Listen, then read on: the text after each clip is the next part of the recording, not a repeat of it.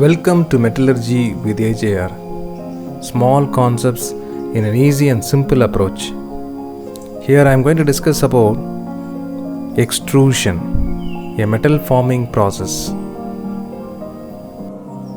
There are basically two types of extrusion.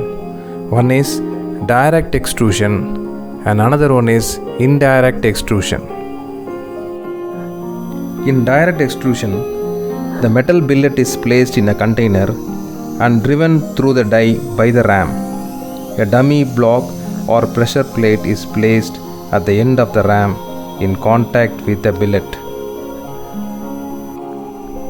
Indirect extrusion. A hollow ram carries the die while the other end of the container is closed with a plate.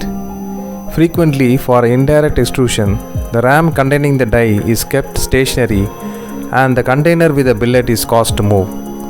Because there is no relative motion between the wall of the container and the billet, in indirect extrusion, the friction forces are lower and the power required for extrusion is less than for direct extrusion. What are the parameters controlling the extrusion? One is the extrusion ratio.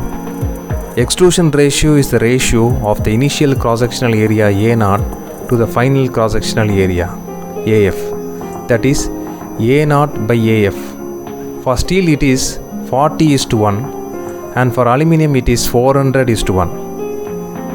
The press capacity should be around 15 to 50 meganewtons and the ram's speed should be 0.4 to 0.6 meters per second. The material for die should be made of high alloy steel. Choosing the optimum workpiece temperature.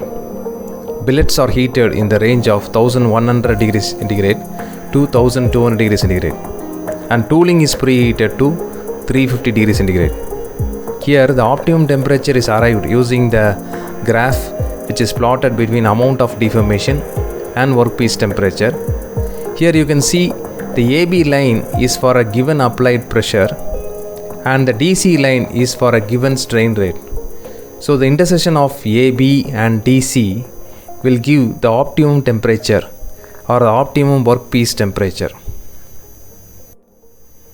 The lubrication system.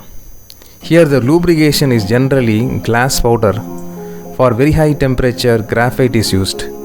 Glass not only serves as a lubricant but also as a thermal insulation to reduce heat loss to the tools.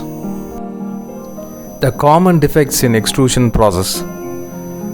Fir tree cracking.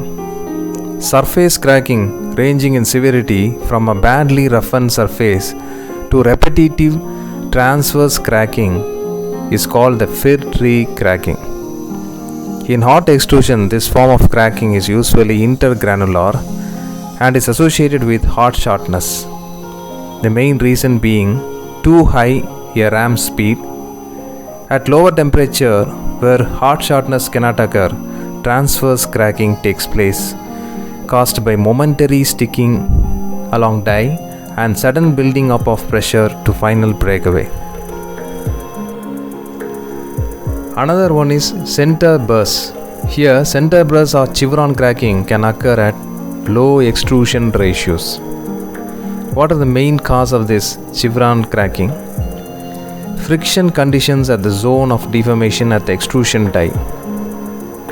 This means that this occurs when the friction is very low. Inhomogeneous deformation. This is a very common defect. Regions of exaggerated grain growth often are found in hot extrusion, that is coarse grain growth. These coarse grain regions appear on the surface or towards the center. Friends, my idea is to give small concepts of metallurgy in a continuous process. Kindly like my videos and subscribe.